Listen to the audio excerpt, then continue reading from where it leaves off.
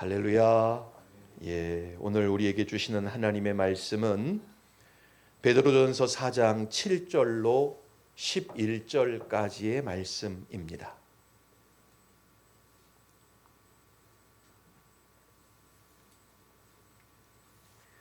베드로전서 4장 7절로 11절까지 우리 한 목소리로 같이 읽겠습니다. 시작.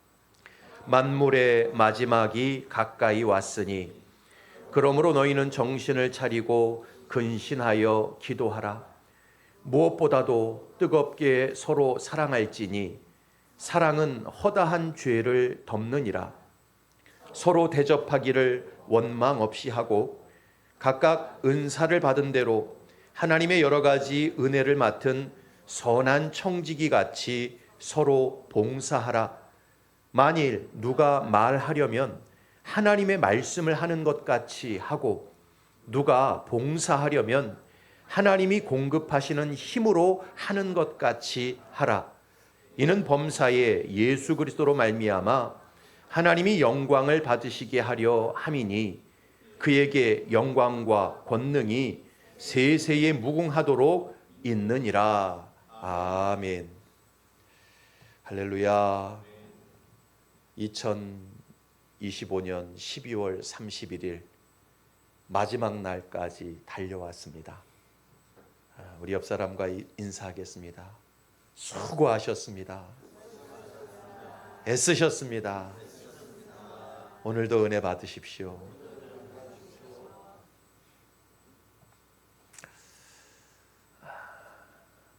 아주 혈기왕성하고 인생에 꿈이 많은 20대 젊은이가 어느 날 갑자기 심장마비가 오는 바람에 죽게 되었습니다.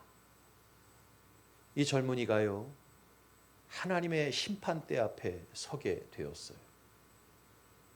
그런데 가만히 생각해 보니까 너무 기가 막힌 거예요.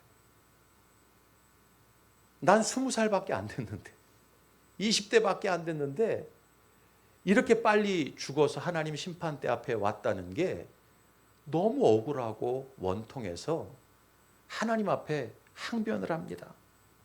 하나님, 이거 해도 너무하신 거 아닙니까?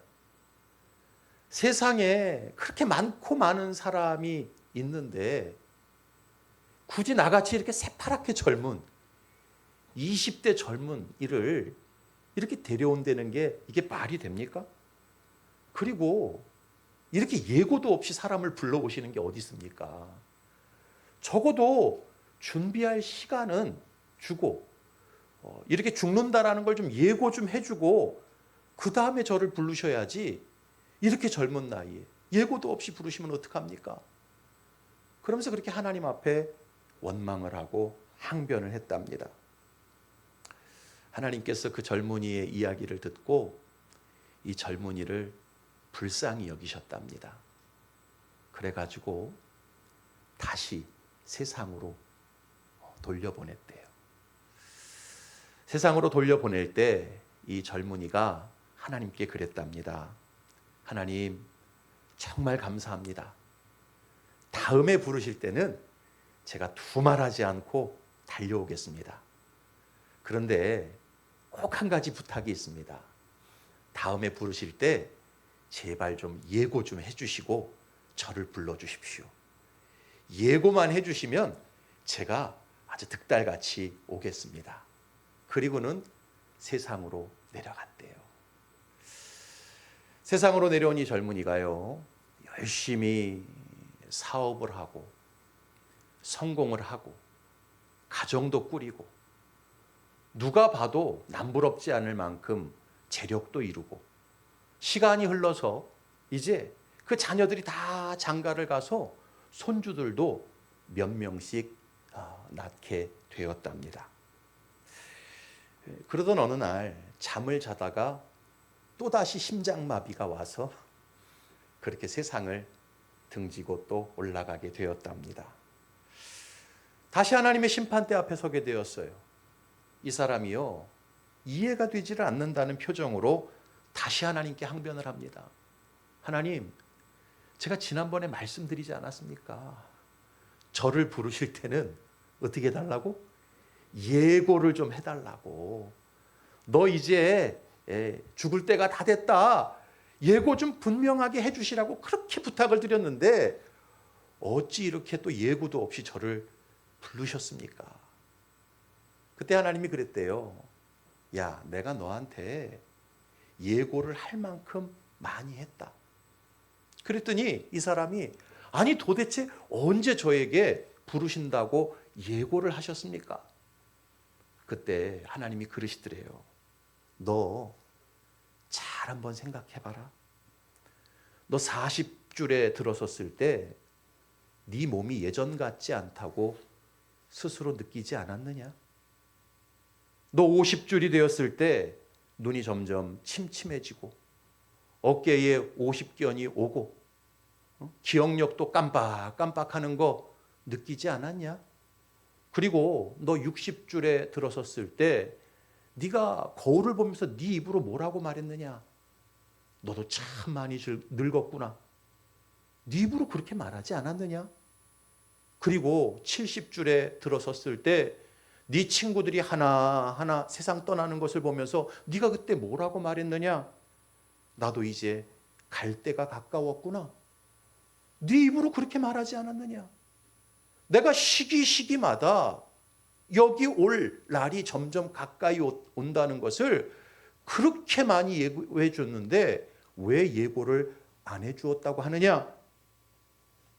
이 남자가 그 하나님의 말씀을 듣고 아무 대답도 할 수가 없었다고 합니다.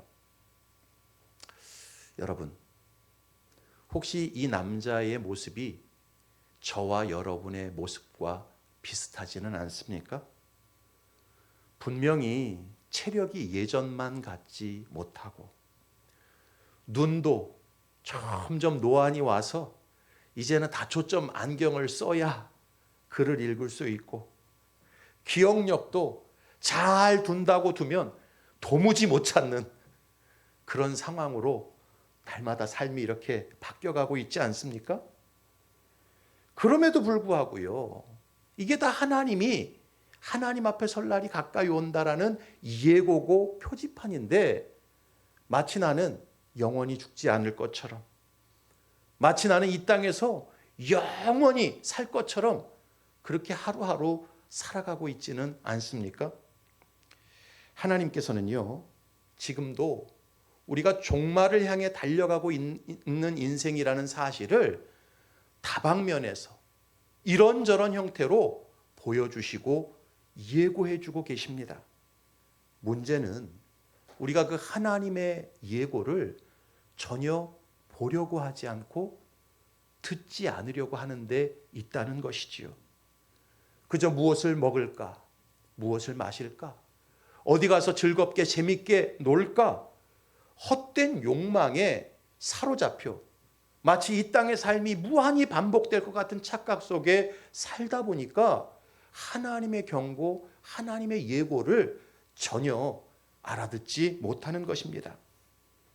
그러다가 정말 예기치 않은 순간 하나님께서 우리의 영혼을 찾으시면 당황해하고 두려워하고 준비 안 된 모습으로 허둥대는 것이 우리네 삶의 모습이 아닌가 싶습니다.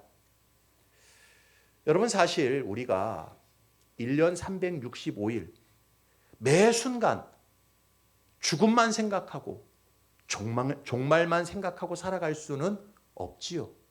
그렇지 않습니까? 우리는 죽음이 있고 종말이 있다는 사실을 다 인지하고 있어요. 그러나 그렇다고 해서 매 순간 죽음에 몰입하고 종말에 매몰되어 살아갈 수는 없겠지요.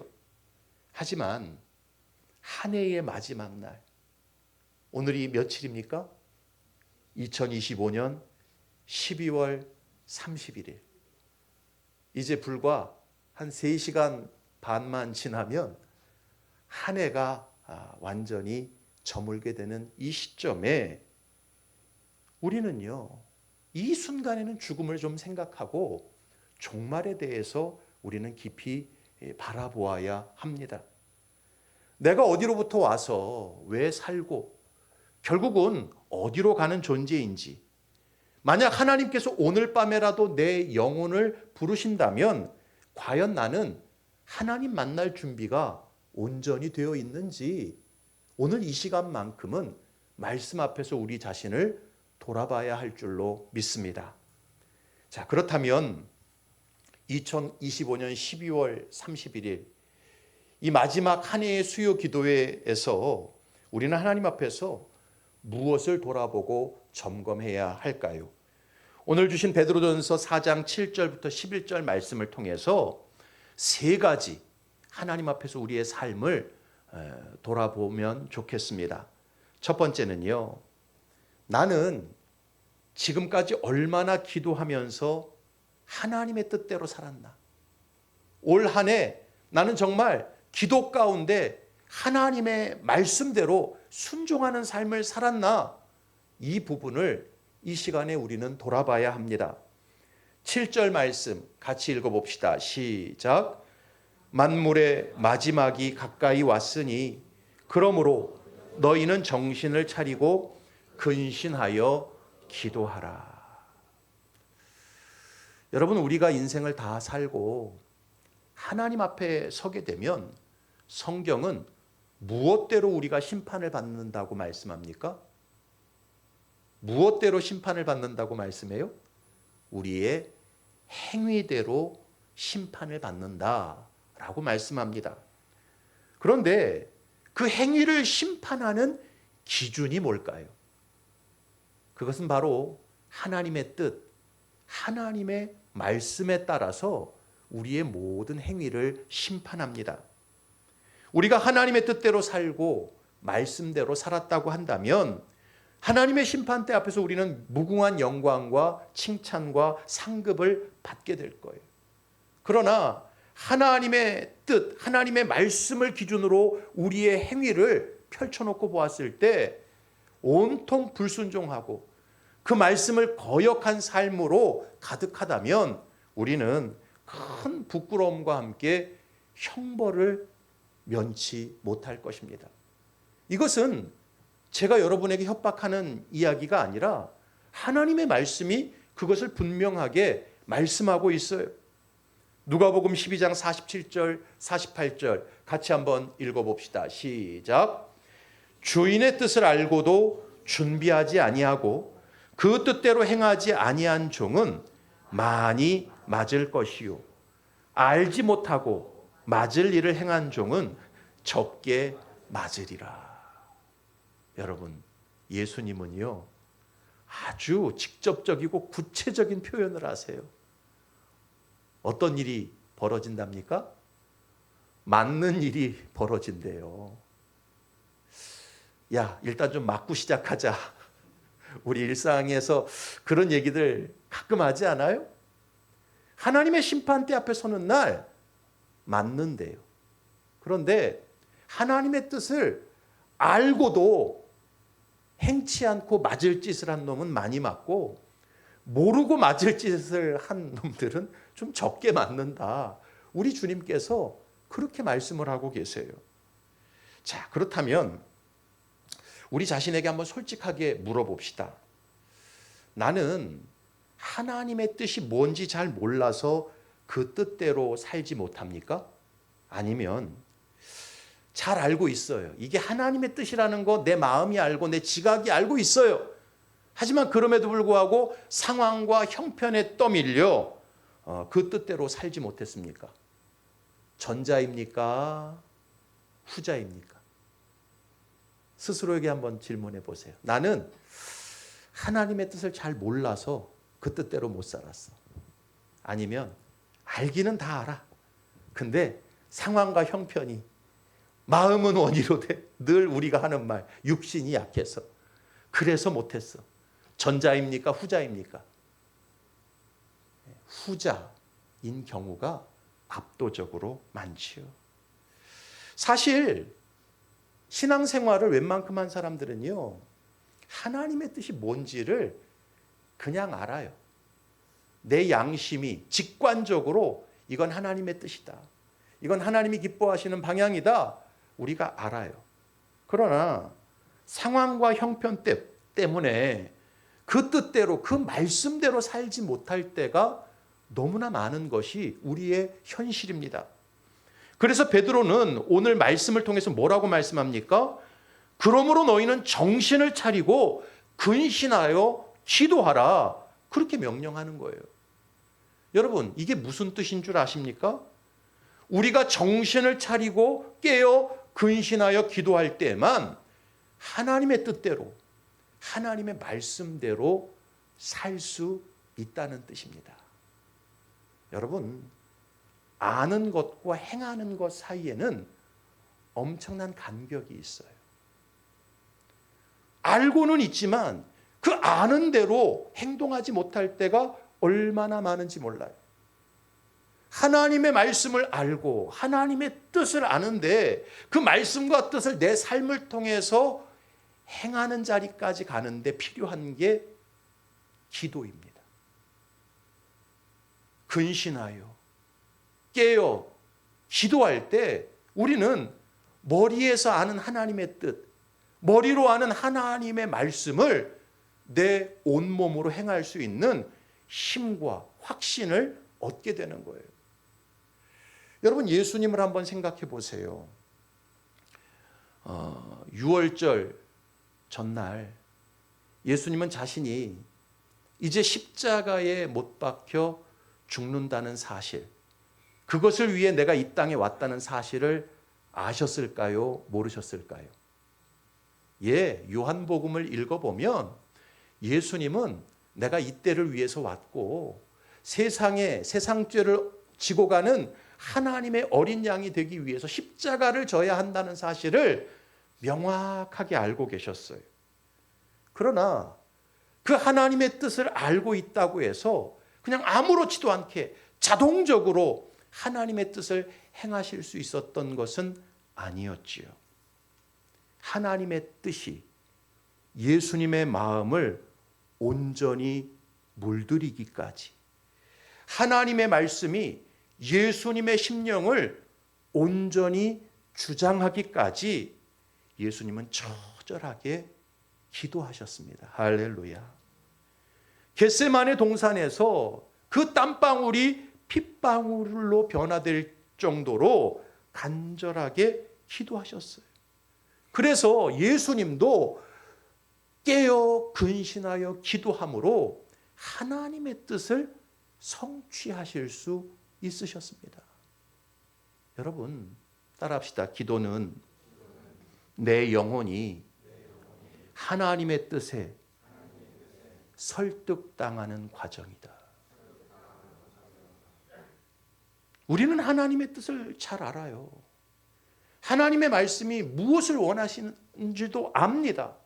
그러나 막상 죄로 물든 이 죄의 몸을 입고 살아가기에 이런저런 핑계와 상황들을 하나님 앞에 변명으로 늘어놓을 때가 얼마나 많은지 몰라요. 그래서 기도가 필요한 거예요. 기도는 내 영혼이 하나님의 뜻에 설득당하고 하나님의 말씀에 온전히 물들고 그 말씀에 순복하는 과정이에요. 우리가 아무리 설교를 많이 듣고 하나님의 뜻이 뭔지 분명히 알고 있어도요, 기도하지 않으면 순종할 수 없어요. 기도하지 않으면 하나님의 말씀과 하나님의 뜻과 상관없는 인생을 살기가 쉽습니다. 오직 예수님처럼 깨어 기도하고 근신하며 기도할 때 하나님의 뜻이 우리를 주장하게 되고 하나님의 말씀을 행할 힘을 위로부터 얻게 되는 것입니다. 여러분, 꼭 기억하세요. 기도하는 사람만이 하나님의 뜻을 행할 수 있습니다. 이것을 뒤집어서 말하면 기도하지 않으면 하나님의 뜻에 온전히 복종할 수 없다라는 말씀입니다. 기도하지 않고 신앙생활하면 종교인은 될 수 있는데요, 참된 하나님의 자녀는 될 수 없는 것입니다. 올 한 해 과연 나는 기도하면서 하나님의 뜻에, 하나님의 말씀 앞에 순종했는지 깊이 돌아보실 수 있기를 바랍니다. 만약 난 너무 기도하지 못했어, 바쁘다는 핑계로, 피곤하다는 핑계로 기도하지 않았다고 한다면 오늘 이 밤에 기도를 게을리했던 우리의 모습을 돌아보며 주님 앞에 회개하실 수 있기를 바랍니다. 그리고 다가오는 2026년도에는 기도함으로 하나님의 뜻에 넉넉히 순종하는 믿음의 사람들로 변화되는 역사가 있기를 주님의 이름으로 축복합니다. 두 번째, 우리가 이 마지막 날 돌아보고 점검해야 될 것은 나는 지금까지 얼마나 사랑하면서 내 이웃의 허물들을 덮어주었는가. 이거 꼭 하나님 앞에서 점검해 봐야 합니다. 8절 말씀 같이 읽어봅시다. 시작. 무엇보다도 뜨겁게 서로 사랑할지니 사랑은 허다한 죄를 덮느니라. 여러분, 만약 오늘 밤에 하나님 심판대 앞에 내 영혼이 벌거숭이로 선다고 한다면 뭐가 가장 아쉽고 뭐가 가장 후회가 될 것 같습니까? 이 땅에 사는 동안 좋은 대학 못 나온 게 사무치도록 후회가 될까요? 이 땅에서 내가 사업하고 돈벌이한 것들 많이 성공하지 못한 것, 그게 너무 원통하고 아쉬울까요? 아니면 이 땅에서 내가 유명한 사람이 되지 못하고 높은 자리에 올라가지 못한 게 그렇게 원통하고 아쉬울까요? 그렇지 않습니다. 신학자이면서 사회학자였던 토니 캄폴로라는 사람이 이런 말을 남겼어요. 모든 인간은 죽을 때 자기가 못다 이룬 업적을 후회하면서 죽지 않는다. 오직 바르게 살지 못한 것을 후회하면서 죽는다. 뭘 후회하면서 죽는다고요? 바르게 살지 못한 것을 후회하면서 죽는다. 사람이 죽을 때 후회하는 것은요, 뭐 대단한 성공을 못해서, 대단한 인기인이 못돼서, 대단히 영향력 있는 사람이 못돼서 그걸 후회하는 게 아니에요. 내 양심을 비춰볼 때 바르게 살지 못한 것, 의의 길로 나가지 못한 것, 하나님이 기뻐하시는 길로 선택하지 않았던 삶, 그걸 후회한다라는 거예요. 특별히 그 중에서도 주변에 있는 사람들 내가 더 사랑하지 못하고 산 것, 그걸 제일 많이 크게 후회합니다. 그래서 베드로는 만물의 마지막이 가까이 왔다고 말하면서 이어서 뭐라고 말해요? 무엇보다도 뜨겁게 서로 사랑해라. 그 사랑이 허다한 죄, 허다한 허물을 덮는다라고 말씀했던 것입니다. 제가 부목으로 섬기던 교회에 장로님 한 분이 64세 젊은 나이에 심장마비로 갑자기 돌아가셨어요. 오늘 갑자기 심장마비 얘기를 많이 하네요. 이 장로님은요, 은행장까지 하신 장로님이셨어요. 그런데 그 은행장까지 올라가면서 스트레스가 많으셨는지 평상시에 협심증이 많이 있었고요. 협심증이 와서 병원에 갈 때마다 스텐스를 하나씩 심혈관에다가 박았어요. 몇 개까지 박았느냐면 6개까지 박았어요. 더 이상 박을 수 없을 만큼 최대치로 6개까지 심혈관에 스텐스를 넣으신 그런 장로님이셨어요. 그런데요, 돌아가시기 전날 밤 요맘때였던 걸로 기억이 돼요. 부부 동반으로 어디 모임에 가셨다가 11시 넘어서 들어오셨는데 피곤하다 보니까 그날 반드시 드시고 주무셔야 할 심장약을 깜빡하고 그냥 주무신 거예요. 그리고 그 다음 날 아침에 여보 식사하세요 하고 권사님 들어갔는데 싸늘하게 시신으로 다 자는 사이에 심장마비로 세상을 떠나신 거예요. 이 권사님이 그런 상황이면 어디에 먼저 전화를 해야 됩니까? 119에 먼저 전화를 해야 되는데 저한테 먼저 전화를 하셨어요. 그래가지고 제가 득달같이 갔더니 119보다 제가 먼저 갔더라고요. 저는 영락교에서 전임 사역을 했기 때문에 시신에 대한 어떤 두려움이 없어요. 왜냐하면 영락교회는 장례가 나면 목회자들이 다 들어가서 입관 예식을 다 같이 치릅니다. 제가 그래서 영락교회에 있으면서 너무 많은 시신들을 봐가지고 시신에 대한 어떤 거부 반응이나 두려움이 전혀 없어요. 그래가지고 갔더니 장로님이 침대에서 이렇게 입을 벌리고 이렇게 팔다리가 이렇게 완전히 펴지지 않은 상태로 계셔서 제가 주물러서 다 펴드리고 눈도 감겨드리고 턱도 이렇게 맞춰드리고 그랬더니 그 다음에 119가 왔어요. 권사님은 난리가 났죠. 여러분 생각해 보세요. 평생 같이 살았던 남편인데 아침에 문 열고 들어갔는데 싸늘한 주검이 되어져 있으니 얼마나 충격이었겠습니까? 제정신이 아니었어요. 남편이 죽었다는 사실을 전혀 받아들이지 않더라고요. 목사님이 좀 기도해 주세요.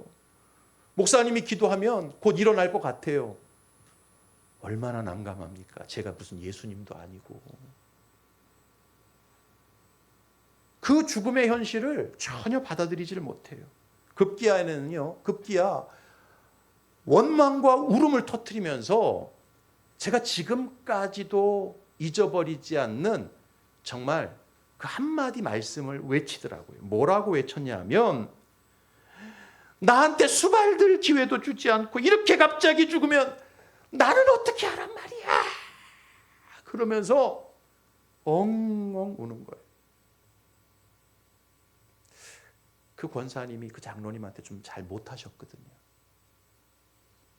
그 장로님 은행장으로 퇴직하실 때 받은 십수억의 퇴직금을 이 권사님이 어디다 잘못 투자하는 바람에 거의 다 날리시는 바람에 장로님이 더 스트레스가 많았어요.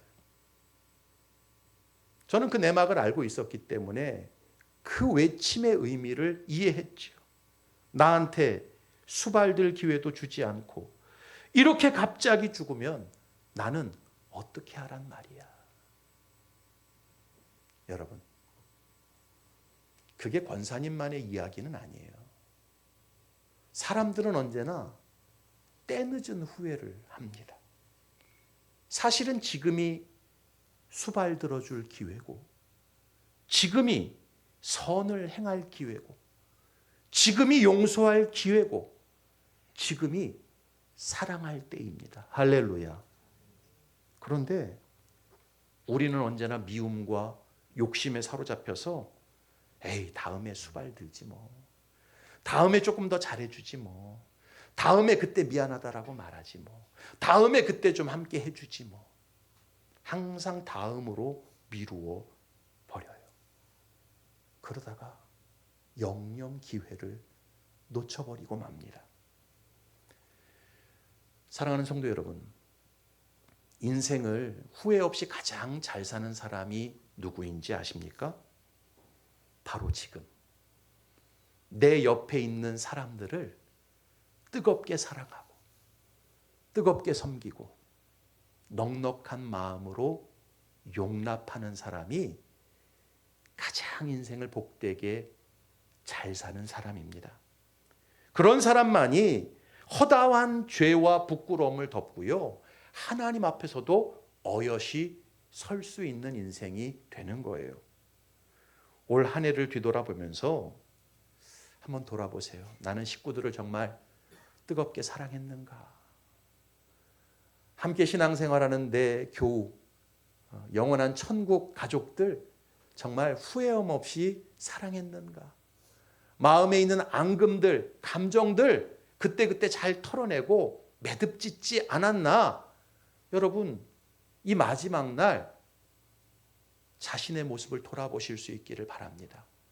혹시 우리 가운데 누군가에 대한 미움, 누군가에 대한 원한, 원망, 여전히 내 명직 끝에 남아있는 분이 있다고 한다면 그리스도께서 우리를 위하여 십자가에서 모든 죄를 용서하신 것처럼 주님 앞에 은혜를 구하실 수 있기를 바랍니다. 주님, 용서할 수 있는 마음 주십시오. 사랑할 수 있는 마음 주십시오. 품을 수 있는 마음 주십시오. 이 밤에 기도하실 수 있기를 바랍니다. 사랑은 허다한 죄와 허물을 덮습니다. 2025년도가 지나가는 것처럼 이 밤에 내 안에 있는 미움, 내 안에 있는 원한, 내 안에 있는 불편한 감정들 다 십자가 앞에서 던져 버리실 수 있기를 주님의 이름으로 축원합니다. 마지막 세 번째로 오늘 이 시점에 우리는 무엇을 돌아보고 점검해야 하는가? 나는 올 한 해 얼마나 봉사하면서 하나님의 영광을 드러냈는가? 그걸 돌아보셔야 돼요. 우리 9절부터 11절까지 같이 읽어보겠습니다. 시작. 서로 대접하기를 원망 없이 하고 각각 은사를 받은 대로 하나님의 여러 가지 은혜를 맡은 선한 청지기 같이 서로 봉사하라. 만일 누가 말하려면 하나님의 말씀을 하는 것 같이 하고 누가 봉사하려면 하나님이 공급하시는 힘으로 하는 것 같이 하라. 이는 범사에 예수 그리스도로 말미암아 하나님이 영광을 받으시게 하려 함이니 그에게 영광과 권능이 세세에 무궁하도록 있느니라. 아멘. 여러분, 우리 인생은 근본적으로 빈손으로 왔다가 빈손으로 가는 것이 우리 인생입니다. 우리가 지금 누리고 쓰는 모든 것 중에 거저받지 않은 게 하나도 없어요. 내 생명, 내 건강, 내 가정, 내 사업. 여러분, 처음부터 이것이 내 것이었다라고 주장할 수 있는 것 한 가지라도 있습니까? 없어요. 우리는 적신으로 왔다가 적신으로 돌아가는 인생이고 이 세상에서 우리가 쓰는 모든 것들은 하나님의 은혜로 공급되어진 것들입니다. 믿으십니까? 자, 그렇다면 하나님께서는 어떤 인생을 정말 높이 평가하실까요? 모두가 빈손으로 왔다가 하나님 주신 것을 가지고 인생 살다가 빈손으로 떠나가는 인생인데 하나님은 과연 어떤 인생을 잘했다, 귀하다, 높이 평가하실까요? 부자가 된 사람일까요? 권력자가 된 사람일까요? 인기인이 된 사람일까요? 아니라는 거예요. 하나님이 진정 높이 평가하시는 사람은요, 이 땅에 있는 동안 짐을 지고 봉사하는 삶을 산 사람들입니다. 사람들은 어디 가나 짐을 안 졌으면 해요. 내가 봉사하기보다는 다른 사람이 봉사해 줬으면 합니다. 나는 좀 편안하고 다른 사람들이 좀 움직였으면 좋겠어요. 그러나 이것은요, 하나님이 보실 때 너무나 무가치한 삶이에요. 태초부터 지금까지 하나님은 일하고 계십니다. 할렐루야. 그 일한다는 말의 원문으로 들어가 보면 서비스 하신다, 섬기신다, 봉사하신다라는 의미예요. 여러분, 우리가 어떻게 존재하고 어떻게 호흡하고 어떻게 모든 필요를 얻습니까? 하나님이 일해 주시기 때문에. 할렐루야. 하나님이 우리에게 서비스해 주시기 때문에 우리가 존재하고 살아갈 수 있는 거예요. 하나님은요, 존재 자체가요, 섬기시기를 기뻐하시는 분이세요. 다 가지신 분으로서 하나님의 형상대로 지음받은 인간들을 섬겨주시기를 원하시는 분이 우리 하나님의 마음이십니다. 여러분, 예수님께서 세례를 받으시고 물 위로 올라오실 때 하늘로부터 하나님의 음성이 들려왔습니다. 어떤 음성이 들려왔나요? 마가복음 1장 11절 같이 읽어봅시다. 시작. 너는 내 사랑하는 아들이라. 내가 너를 기뻐하노라. 하나님께서는 왜 세례를 받으시고 물 위로 올라오시는 예수님을 향해서 너는 내 사랑하는 아들이고 내가 너를 기뻐한다라고 말씀하셨을까요? 물론 존재론적으로 예수님만이 하나님의 친아들이시기 때문에 그래요. 그러나 그 존재론적 이유만 있었던 건 아니에요. 하나님께서 예수님을 기뻐하시고 너는 내 사랑하는 아들이라고 말씀하셨던 이유는 예수님께서 하나님의 뜻을 따라서 가장 큰 짐을 지셨기 때문입니다. 여러분, 예수님이 이 땅에 오신 목적이 섬기러 오셨어요. 할렐루야.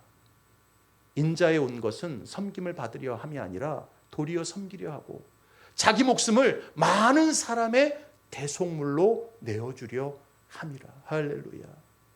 누구도 질 수 없는 그 어마어마한 죄짐을 주님이 감당하시기 위해 인간의 몸을 입고 이 땅에 오셨고 때가 찬 시간에 십자가에서 물과 피를 다 쏟으심으로 우리의 죄값을 청산하셨어요. 할렐루야. 그래서 하나님의 가장 큰 근심거리였던 이 죄의 문제, 이것을 예수님이 자기의 온 몸으로 지어서 해결하심으로 하나님 앞에 기쁨이 되고 영광이 되었던 거예요. 그런데 이것은요, 예수님을 믿는 성도의 삶도 마찬가지예요. 하나님은 어떤 성도를 사랑하시는 줄 아세요? 어디에 가든지 짐을 지려고 하는 성도를 사랑하십니다. 할렐루야. 최선을 다해 하나님의 뜻 앞에서 하나님의 나라와 교회를 위해 봉사하려고 하는 성도들을 기뻐하세요. 왜냐하면 그렇게 짐을 지고 봉사하는 삶이 가장 하나님을 닮아 있는 모습이기 때문에 그래요. 뿐만 아니라 그 섬기고 봉사하는 사람들을 통해 하나님의 나라가, 하나님의 구원이 확장되어져 가기 때문입니다. 그리고 결정적으로 그렇게 짐을 지고 봉사하면 봉사할수록 우리 영혼이 세속에 물들지 않고 정결한 영혼으로 하나님 앞에 설 수 있기 때문입니다. 잘하는 이야기 있잖아요. 어떤 선교사님이 아프리카로 선교를 떠났는데 어떤 외간 부족을 찾아가다 보니까 산 넘고 물 건너는데 냇가를 만난 거예요. 근데 그 냇가에 물이 얼마나 세게 흘러가는지 성인인 자신도 그 함부로 발을 디뎌서 그 냇가를 건너가기가 쉽지 않더라는 거예요. 그래서 이쪽 끝에서 어떻게 건너가나 고민하고 있는데 갑자기 어디서 까무잡잡한 부족 아이들이 우르르 몰려오더니 저쪽에서 큰 돌덩어리 하나씩을 딱 가슴에 안고는 그 냇물로 들어가더라는 거예요. 그 어떻게 가나 봤더니 그 돌덩이를 딱 가슴에 안고 건너가니까 그 세찬 물살에 이 아이들이 떠내려가지 않고 그 내를 다 건너가더라는 거예요. 사랑하는 성도 여러분, 하나님께서 내게 주신 은혜를 따라 섬기고 봉사하면 그것이 하나님께 큰 영광이 될 뿐만 아니라 내 영혼을 지키는 큰 방패가 된다는 사실을 꼭 명심하시기 바랍니다. 사실 주님을 섬기다 보면 죄 지을 시간이 없어요. 따라합시다. 주님을 섬기다 보면 죄 지을 시간이 없다. 주님을 섬기다 보면 죄 지을 여력이 없다. 여러분, 사람들이 왜 죄 짓는 줄 아세요? 너무 한가해서 죄 짓는 거예요. 너무 돈이 많아서, 너무 에너지가 넘쳐서 죄 짓는 거예요. 우리가 주님을 섬기는 것은 주님의 모습을 닮아가는 거예요. 우리가 주님을 섬길 때 하나님 기뻐하시고요. 그 섬기는 과정을 통해서 우리의 영혼을 정결하게 지킬 수 있는 것입니다. 그래서 베드로는 각각 은사를 받은 대로 선한 청지기 같이, 어떤 청지기 같이?